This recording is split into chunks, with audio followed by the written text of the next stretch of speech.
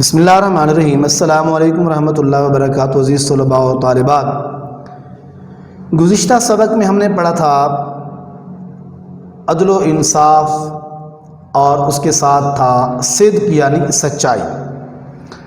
تو ہمارے آج کے جو سبق کا عنوان ہے وہ ہے احترام قانون، قانون کا احترام اور اس کے ساتھ کسب حلال، کسب حلال۔ تو سب سے پہلے ہم احترام قانون کو دیکھتے ہیں۔ قانون اصول اور ضابطوں کا مجموعہ ہوتا ہے۔ یہ اصول اور ضابطے معاشرے کے ہاتھوں بنتے ہیں۔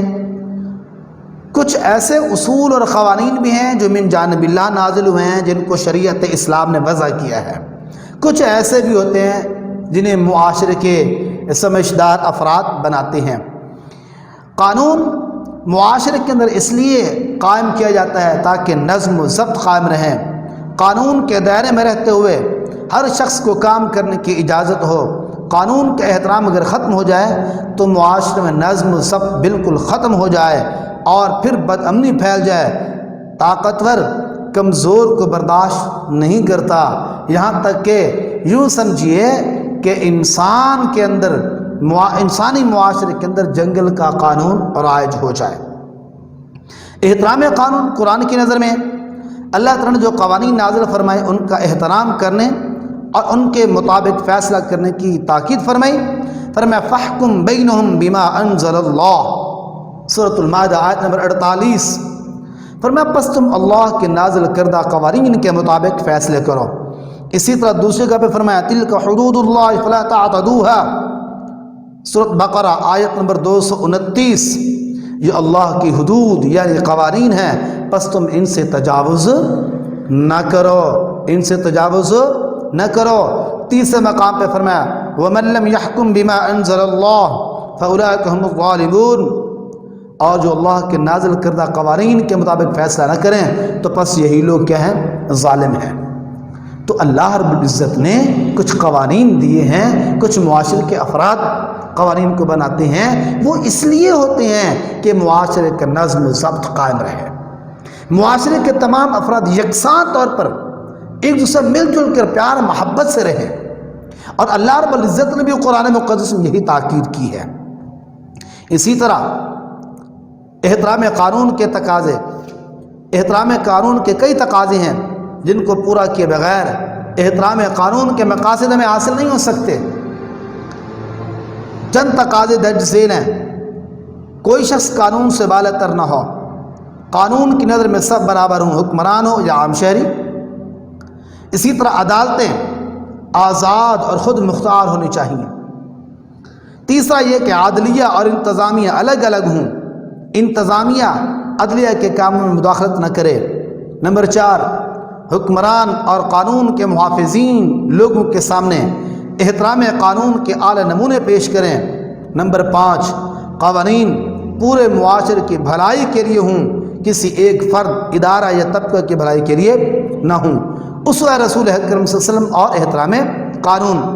رسول اکرم صلی اللہ علیہ وسلم ہمیں قانون کا احترام اور قانون کے تقاضے پورے کرنے کا آپ کو اسوہ درس دیتا ہے کہ ہم قانون کا احترام کریں۔ آپ نے عملی طور پر اس چیز کا ہمیں حکم دیا۔ آپ نے ہمیشہ اللہ کے قوانین کی خود بھی پابندی کی اور معاشرے میں بھی ان کو نافذ کیا۔ یہودی اور مسلمان کا جھگڑا ہوا، ایک یہودی اور ایک مسلمان کا آپس میں جھگڑا ہو گیا، وہ دونوں آپ کے پاس فیصلے کے لیے آئے۔ آپ صلی اللہ علیہ وسلم دونوں کی باتوں کو سنا اور فیصلہ یہودی کے حق میں دے دیا، کیونکہ یہودی اس معاملے میں حق پر تھا۔ تو یہ آپ صلی اللہ علیہ وسلم نے قانون کے تقاضے کو پورا کیا۔ اس میں آپ نے اپنی قومیت کو نہیں دیکھا کہ یہ مسلمان ہے میں اس کے حق میں فیصلہ کروں، نہیں، بلکہ قانون، حق اور سچ پر فیصلہ کیا۔ اسی طرح قاضی کا فیصلہ، قاضی شرح ہے، غالباً قاضی شرح ہیں جن کا یہ واقعہ نقل کیا گیا ہے۔ حضرت علی کی زرہ گم ہو گئی اور وہ یہودی کے پاس ملی۔ حضرت علی رضی اللہ عنہ قاضی کی عدالت میں اس یہودی کے خلاف دعویٰ دائر کیا۔ قاضی نے گواہ طلب کیے۔ جناب علی مرتضیٰ رضی اللہ تعالی عنہ نے اپنے بیٹے اور اپنے غلام کو بطور گواہ پیش کیا، لیکن قاضی نے کہا جناب شرعی حکم یہ ہے کہ بیٹا باپ کی گواہی نہیں دے سکتا، بیٹا باپ کی گواہی نہیں دے سکتا، اور غلام کی گواہی تو ویسے قریبی تعلق سے نہیں لی جاتی، اور گواہ پیش کرو۔ اب جناب علی کے پاس گواہ نہ تھے تو قاضی نے یہودی کے حق میں فیصلہ دے دیا۔ تو اب یہ حق سچ یہ ہے کہ زرہ حضرت علی رضی اللہ تعالیٰ عنہ کی ہے، لیکن قانون یہ ہے کہ جناب علی کے پاس کیا ہے؟ گواہ نہیں ہے، اس لیے اب فیصلہ یہودی کے حق میں ہو گیا۔ تو یہ ہے قانون کا تقاضا کہ قانون کا احترام کیا جائے، خواہ امیر ہے، غریب ہے، جج ہے، قاضی ہے، بادشاہ ہے، حکمران ہے، رعایا ہے، سب کے لیے قانون ایک ہونا چاہیے۔ تو یہ قانون کا احترام، اس میں ایک مختصر سوال بنتا ہے کہ کون سی دو وجہیں ایسی ہیں جن کی بنا پر قانون کی خلاف ورزی کی جاتی ہے؟ ایک تو اپنے آپ کو قانون سے بالاتر سمجھنا، نمبر دو خود غرضی اور مفاد پرستی کی وجہ سے قانون کی خلاف ورزی کی جاتی ہے۔ دوسرا جی ہمارے آج کی جو سبق کا عنوان تھا، دوسرا حصہ وہ تھا کسب حلال۔ کسب حلال کا معنی ہے، حلال کا معنی اللہ اور اس کے رسول صلی اللہ علیہ وسلم کے بتائے ہوئے طریقوں کے مطابق رزق کو تلاش کرنا، اسے کیا کہا جاتا ہے؟ کسب حلال۔ کسب حلال قرآن کی روشنی میں اللہ رب العزت نے اپنے پیغمبروں کو حکم دیا، یا ایھا الرسل کلوا من الطیبات وعملوا صالحا، سورۃ مومنون آیت نمبر 51، فرمایا رسولو پاکیزہ چیزیں کھاؤ اور کام کرو بھلا۔ اسی طرح دوسرے مقام پہ فرمایا یا ایھا الناس کلوا مما فی الارض حلالا طیبا، سورۃ البقرہ آیت نمبر 168، اے لوگو زمین میں جو حلال اور پاک چیزیں ہیں انہیں کھاؤ۔ اسی طرح ایک اور مقام فرمایا یا ایھا الذین آمنوا کلوا من طیبات ما رزقناکم، سورہ بقرہ آیت نمبر 172، فرمایا ایمان والو جو پاک چیزیں ہم نے تمہیں دی ہیں انہیں کھاؤ۔ تو کسب حلال کی حدیث میں بھی اہمیت بیان کی گئی۔ آپ نے ارشاد فرمایا الکاسب حبیب اللہ، محنت کرنے والا، محنت سے روزی کمانے والا اللہ کا دوست ہے۔ اسی طرح آپ صلی اللہ علیہ وسلم فرمایا طلب الحلال فریضۃ بعد الفریضہ، المعجم الکبیر للطبرانی، حلال روزی کمانا بھی فریضہ ہے ایک فرض کے بعد۔ اسی طرح آپ صلی اللہ علیہ وسلم نے ارشاد فرمایا ما اکل احد طعاما قط خیرا من ان یاکل من عمل یدہ، سب سے بہتر روزی وہ ہے جو اپنے ہاتھ سے کمائی جائے، بہترین روزی، بہترین رزق جسے انسان اپنے ہاتھ سے کماتا ہے۔ حضور اکرم صلی اللہ علیہ وسلم نے حرام رزق اور روزی کرنے سے منع فرمایا۔ اسلام کے نزدیک مدرجہ ذیل حرام روزی کے ذرائع ہیں، نمبر 1 سود ہو گیا، نمبر 2 ذخیرہ اندوزی، نمبر 3 ناپتول میں کمی، نمبر 4 زیادہ نفع کے لیے چیزوں کے معیار کو گرا دینا، نمبر 5 جوا، نمبر 6 ملاوٹ، نمبر 7 چوری، نمبر 8 ڈاکہ، نمبر 10 رشوت، نمبر 10 شراب اور دوسری حرام چیزوں کی تجارت سے کمانا، نمبر 11 سمگلنگ اور منشیات فروشی۔ اور اسی طرح اسلام دیگر بھی جو ذرائع ہیں ان سے اس چیز کو حرام قرار دیتا ہے۔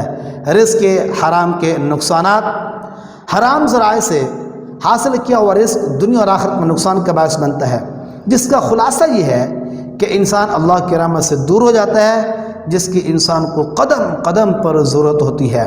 حدیث قدسی میں رسول اللہ صلی اللہ علیہ وسلم کا ارشاد ہے، صحیح مسلم میں حدیث ہے کہ ایک شخص لمبا سفر کر کے کعبۃ اللہ میں آتا ہے، اس کے بال بکھرے ہوئے ہیں، غبار آلود ہیں، کعبۃ اللہ کے غلاف کو پکڑ کر اللہ سے رو رو کر دعائیں کرتا ہے، جبکہ اس کا کھانا، اس کا پینا حرام روزی سے ہے اور لباس حرام مال سے تیار ہوا ہے، تو اس کی دعا کیسے قبول ہو سکتی ہے؟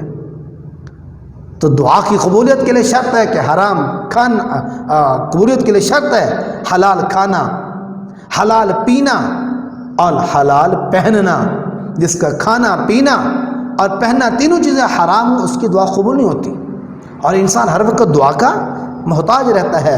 انبیاء کی تعلیم بھی یہی ہے کہ انبیاء علیہ السلام حلال کماتے تھے، حلال کھاتے تھے، اور اپنی امتوں کو بھی یہی درس دیا کہ حلال اور پاکیزہ چیزیں کھاؤ۔